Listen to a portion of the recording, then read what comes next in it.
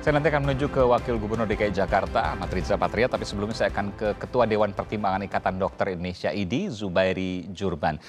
Pak Dokter, Pak Zubairi, apa yang menjadi catatan Anda di hari pertama pembukaan mal ini? Iya, itu ya suatu perkembangan baru. Kita kan mau ekonomi kita juga jalan. Namun tentu harus dimonitor dengan ketat dari hari ke hari.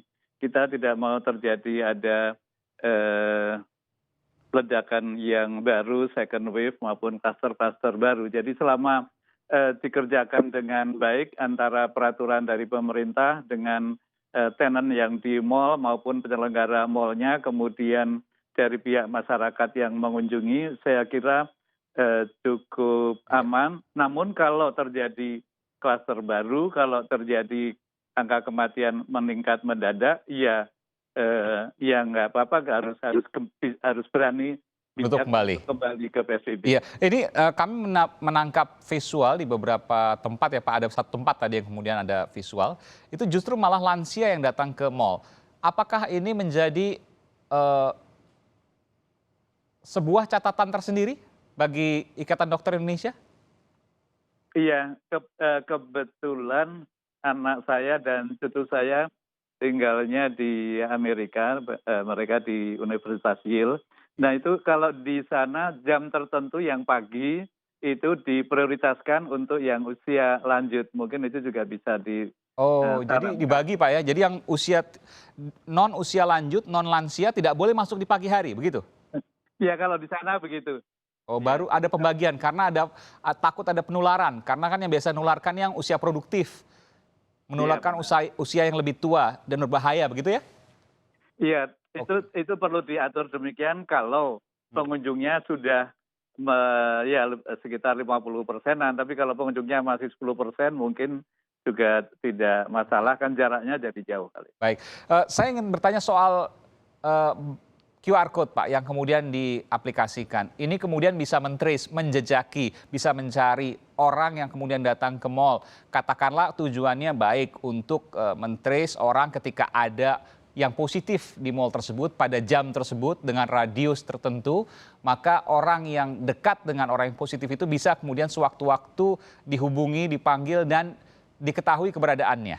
Saya ingin bertanya, tentu dari sisi kedokteran ini hal yang positif, tapi bukankah kemudian ada hal lain seperti privasi dan sebagainya? Apakah ini hal yang memang harus dilakukan? Karena semuanya ini adalah hal yang baru, semuanya hal yang belum pernah kita alami. Saya ingin minta pendapat dari Pak Dokter, Ketua Dewan Pertimbangan Ikatan Dokter Indonesia (IDI), Zubairi Jurban.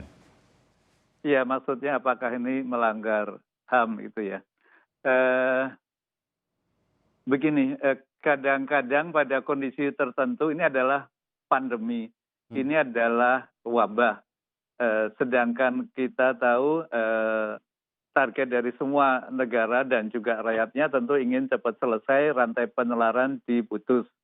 Salah satu cara untuk memutus rantai penularan adalah dengan menemukan yang positif, kemudian kontak tracing.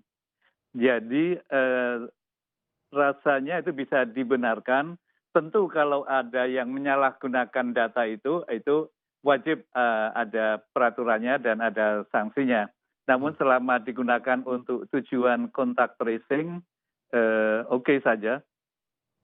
Oh, itu pandangan Bapak ya. Saya ke Pak Wakil Gubernur DKI Jakarta, Bung Riza Patria. Pak Wagub, sebelum saya tanyakan soal QR Code tadi, saya bertanya, ada usulan ketika di Amerika misalnya tadi disampaikan dekat Yale University, mall-mall di sana dibatasi usianya. Usia yang lansia dibatasi misalnya boleh ke mall untuk pagi hari. Lalu kemudian sisanya yang non-lansia setelahnya. Jadi mereka tidak bertemu. Bagaimana Pak Wagub, ada pertimbangan seperti ini karena tentu penularan bisa terjadi ketika ada percampuran. Tentu akan bermasalah ketika nanti siapa yang mengantarkan. Itu pertanyaan yang menjadi pertanyaan banyak orang tentu. Oke, jadi yang pertama, sebagaimana sering kami sampaikan di masa PSBB transisi, tempat yang paling baik tetap ada di rumah. Yang kedua, kalaupun terpaksa keluar, kita minta melaksanakan protokol COVID, masker, cuci tangan, termogan, dan lain sebagainya. Yang ketiga, kami juga menghimbau berkali-kali bagi ibu hamil, orang tua atau lansia, dan anak-anak di bawah 9 tahun, kami himbau untuk tidak bepergian. Dan untuk di mal, memang kami tidak memperkenankan tempat bermain anak-anak untuk dibuka, gitu ya. Jadi sekali lagi tidak memperkenankan tempat bermain anak-anak untuk dibuka, sehingga interaksi anak-anak yang biasa bermain di mal itu tidak ada. Itu dalam rangka pencegahan terjadinya penyebaran. Nah, inilah cara-cara. Dan untuk di pasar, memang kita berlakukan bagi ibu hamil, kemudian anak-anak di bawah umur, itu tidak kami perkenankan. Kalau di mal, itu biasanya anak-anak itu dalam kendali para orang tua, ya gitu. Dan biasanya juga di mal, itu tempatnya jauh lebih luas, lebih leluasa, itu dimungkinkan. Tapi kalau di pasar, tempatnya sempit, koridornya juga kecil, potensi bersentuhan dan lain sebagainya lebih tinggi daripada di mal. Untuk itu memang di mal kami tidak memperkenankan bagi anak-anak di bawah umur, kemudian ibu hamil. Juga orang tua sebetulnya kita anjurkan sedapat mungkin untuk tidak ke pasar. Oh, jadi tidak boleh ada ibu hamil, anak-anak kecil yang masuk mal. Saya konfirmasi ke Pak Wagub. Bukan ke pasar.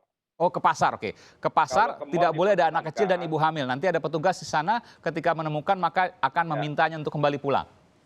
Betul. Kalau ke mal memang diperkenankan dalam kendali orang tua gitu ya. Tapi tempat-tempat bermain anak-anak itu tidak diperkenankan dibuka. Di mal kan banyak itu ada tempat bermain anak, itu tidak boleh dibuka. Tapi kalau restoran, tempat makan, tempat jual beli itu diperkenankan. Tapi anak-anak semuanya dalam pengendalian orang tuanya masing-masing. Jadi semua dibuka di mal, tapi dalam pengendalian orang yang dewasa, begitu ya? Pak Wagub. Tapi tempat bermain tidak diperkenankan. Tempat bermain anak-anak tidak diperkenankan, jadi ditutup sementara. Saya kembali ke QR Code tadi. Pak Wagub, seberapa besar, karena ini bicara soal privasi data, seberapa besar kemudian bisa dijamin bahwa tidak ada cracker, tidak ada hacker, yang kemudian bisa menembus itu sehingga tahu bahwa yang bersangkutan berada di lokasi ini pada jam ini, dan seterusnya. Ini bicara jangka panjang. Ya, jadi yang pertama, ya memang program itu yang ada di mal sekarang, itu merupakan inisiatif dan program dari masing-masing mal. Kami sangat mengapresiasi dan atas kreativitas dari masing-masing. Tujuannya adalah untuk mengetahui dan untuk memberikan batasan, untuk mengetahui berapa jumlah yang sudah hadir, ada di posisi mana, memberi informasi tentang mal dan sebagainya. Nah itu jadi kami sangat mendukung dan terima kasih atas berbagai kebijakan, inovasi dan kreativitas dari masing-masing pengelola mal.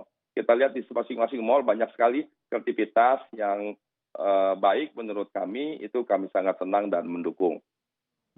Artinya ini memang inisiatif dari pihak mal, dan artinya data-data yang orang berangkat ke mal tersebut dan kemudian memindai, maka datanya terdapat di pengelola mal tersebut. Saya konfirmasi. Ya betul, jadi itu data kan ada di mal begitu ya. Ya. Nah kami sendiri juga sedang mempersiapkan satu program nanti setiap warga, itu yang seperti yang di mal tadi itu, yang intinya kami dapat melakukan pemantauan terhadap OTP, ODP, dan pasien dalam pemantauan. Kemudian juga kita bisa melakukan tracing kontak untuk melakukan testing. Jadi kami sudah menyiapkan satu aplikasi nanti yang dapat melakukan tracing bagi warga kemanapun yang bersangkutan akan pergi. Oke, selama ini ada Peduli Lindungi, ya, Peduli Lindungi. Namun ini belum maksimal digunakan oleh warga. Terakhir Pak Wagub, sebelum saya nanti terakhir juga ke Pak Zubairi Jurban, apa yang bisa disampaikan dari hari, mohon maaf, ini pekan kedua PSBB transisi, tanggal 15, pekan pertama tanggal 8 kemarin. Apa yang bisa disampaikan dari hasil evaluasi dan juga pesan kepada seluruh warga tentunya di Jakarta dan sekitarnya? Ya sekali lagi kami ingin sampaikan di PSBB 1, 2, 3 ada pengetatan yang luar biasa, warga lebih dari 60% kurang lebih berada di rumah, dan kita telah mengalami penurunan kurva-kurva R0 di bawah 0. Nah kita melakukan pelonggaran karena beberapa hal tadi, namun demikian sekali lagi di masa PSBB transisi ini, menurut kami itu jauh berbahaya, jauh lebih dimungkinkan terjadinya penyebaran dan sebagainya. Jadi potensi interaksi, potensi orang keluar lebih banyak, potensi penyebaran lebih tinggi. Untuk itu kami sarankan untuk tetap di rumah, beribadah di rumah, kemudian belajar memang tetap di rumah, sekolah di rumah, kemudian bekerja sejauh bisa di rumah. Dan juga beli dan sebagainya bisa dilakukan online. Dan kalau memang harus ke mall, belilah kebutuhan yang sangat dibutuhkan kembali rumah. Jadi jangan dijadikan mall sebagai tempat hiburan, begitu nongkrong, main, bersendau gurau dan lainnya.